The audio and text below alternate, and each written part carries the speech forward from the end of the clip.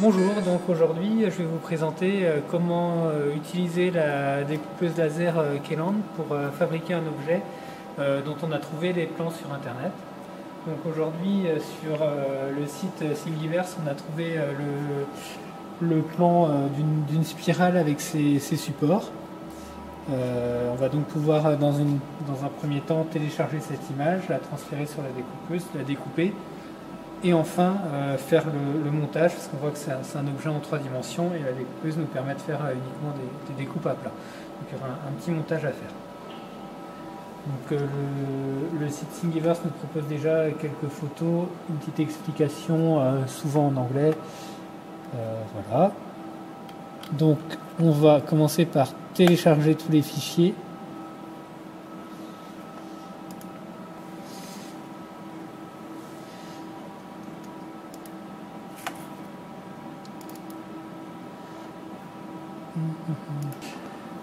Après avoir téléchargé l'ensemble de fichiers qui nous est proposé par le designer de l'objet, on va plutôt s'intéresser aux fichiers au format DXF, qui est un format d'entrée accepté par notre logiciel de découpe laser. Donc on va extraire ce fichier vers voilà, dans le bureau carrément. Hop. Ok, donc le fichier DXF est maintenant disponible normalement sur le bureau, on le voit ici. Donc nous allons lancer le logiciel de découpe laser. Donc, nous allons donc lancer le logiciel de découpe laser comme indiqué sur la page du wiki, notamment la chaîne logicielle. Donc, toutes les informations sont disponibles et normalement à jour sur le wiki du Fab Lab.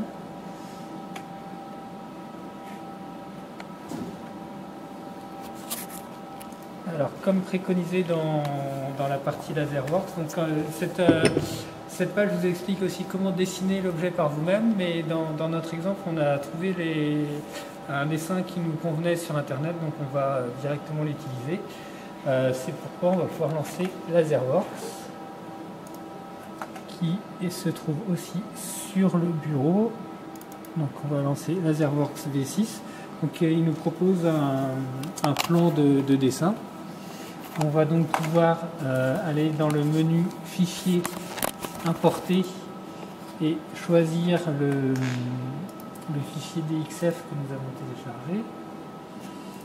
Voilà, on voit une prévisualisation s'afficher sur la droite. Donc à l'ouverture, le fichier nous semble à peu près cohérent. Donc on voit ici, on a des règles graduées en millimètres qui nous donnent la taille de la découpe. Donc on voit ici, on est à un peu plus de 600 mm et ici à un peu plus de 350, ce qui nous fait une pièce qui fait une trentaine de centimètres sur une trentaine de centimètres. Donc si on veut réduire ou agrandir cette pièce sans en modifier les proportions, il suffit de verrouiller ici et par exemple si on veut une pièce 2 fois plus petite, on met 50% et voilà, on a une pièce 2 fois plus petite. Donc je pense qu'aujourd'hui on va faire une pièce de cette taille parce que c'est ce qu'on souhaite avoir. Ensuite il va falloir il faut vérifier les vitesses de découpe et la puissance. Donc là on voit, on voit légèrement qu'on a deux couleurs, c'est-à-dire deux types de travail différents. Donc la partie la plus sombre qui a une vitesse de 25 et une puissance de 80, donc ça va être de la découpe. Et une partie qui a une vitesse de 100 et une puissance de 30, là ça va être de la gravure. Donc voilà. Ensuite, une fois que cette préparation est faite, donc cette préparation peut être faite chez vous aussi en téléchargeant le logiciel Laserworks, comme indiqué sur le wiki. Une fois que cette préparation est faite, nous allons pouvoir préparer la machine. Donc dans un premier temps, alors à l'aide d'un Fab Manager, il faut pouvoir ouvrir la machine, débloquer l'arrêt d'urgence, ouvrir la machine ici. Donc là, tant que pour l'instant la machine est éteinte, on va soulever le capot et positionner notre matériau sur la surface de travail. Je sais pas où il est. Donc ici on a un échantillon de contreplaqué qu'on va pouvoir positionner ça. Sachant que le plateau est traversant, ce qui nous permet de travailler avec des plaques de grande taille.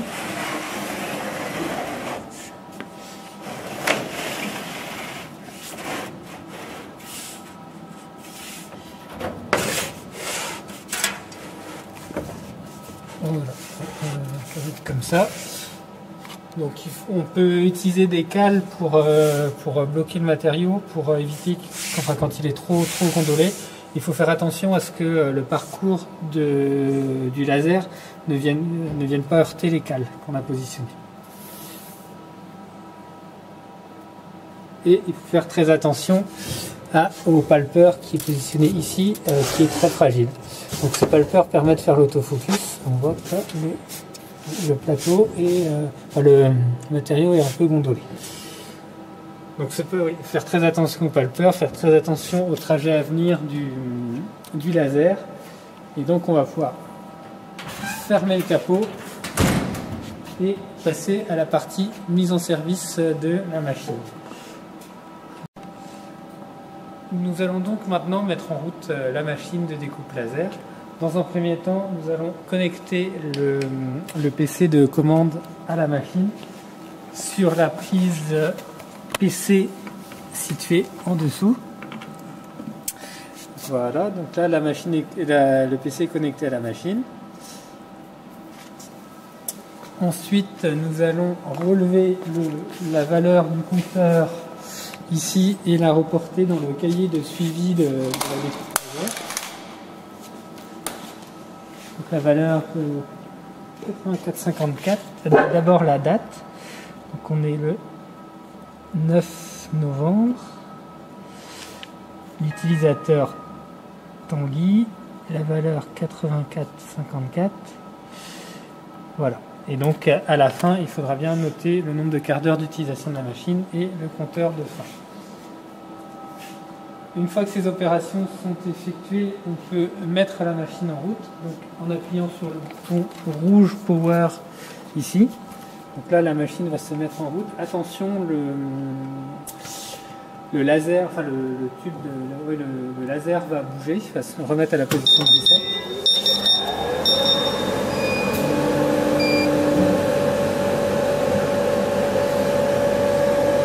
À ce moment, il faut bien attendre 5 minutes que le laser chauffe. En attendant, on peut positionner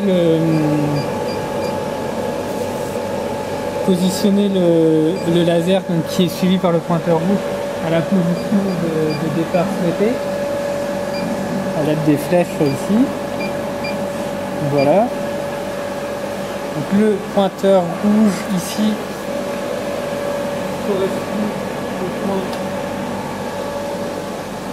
correspond au point vert sur le dessin. Donc voilà, c'est le point de démarrage du dessin. Ensuite, on peut en profiter pour faire l'autofocus pour ce matériau. Donc, dans ce menu, on appuie sur la touche ZU. Avec les flèches, on descend jusqu'à autofocus. On fait entrer.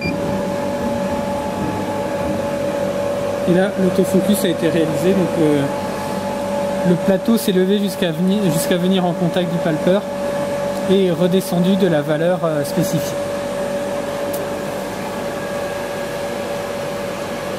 Donc là, la machine est prête, mais il faut bien attendre un délai de chauffe du laser. Donc une fois le délai de chauffe écoulé, on peut mettre en route le laser. Donc il s'agit du bouton vert ici. Donc à partir de ce moment, le laser peut émettre quand on lui demande. Donc nous avons déjà positionné notre laser en cohérence avec le dessin que l'on souhaite réaliser. Nous allons donc lancer maintenant la découpe et la gravure, donc en appuyant tout simplement sur le bouton Start. Donc là, la machine va commencer à effectuer le travail qu'on lui a demandé.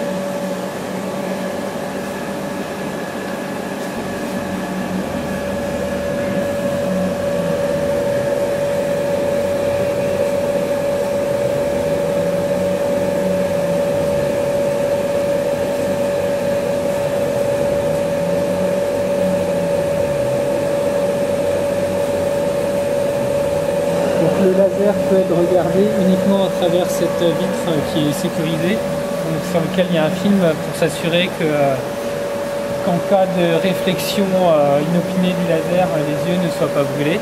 Le capot est sécurisé et on peut pas avoir les yeux éblouis par le laser. Si jamais on ouvre le capot en cours de fonctionnement du laser, il s'interrompra immédiatement.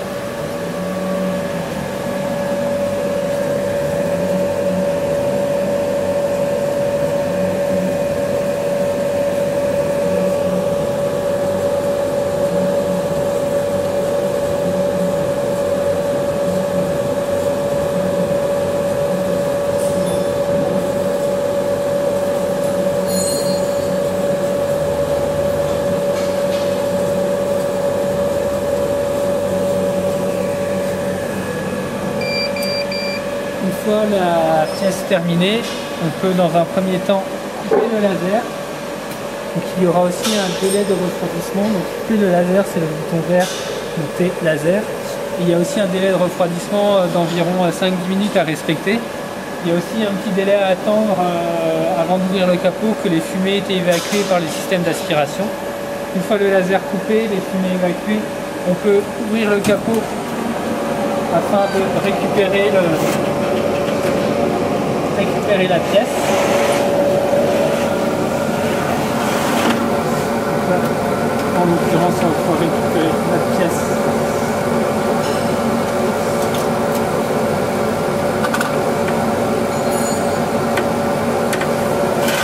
Qui a été découpée.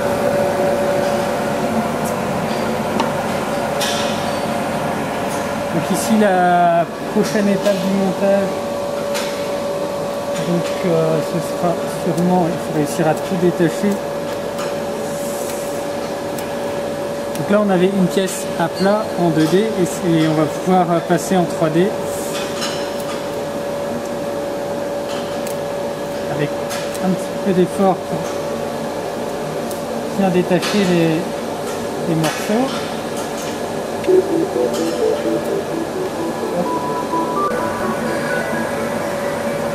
Et après avoir respecté le délai de refroidissement du laser, on peut couper la machine en appuyant sur le bouton rouge Power et enfin avoir le silence. Donc ensuite n'oubliez pas de bien nettoyer la surface de travail, jeter tous les petits morceaux de bois ou de matériaux qui pourraient rester dessus à la poubelle. Notez la valeur de fin du compteur dans le cahier de suivi de la machine.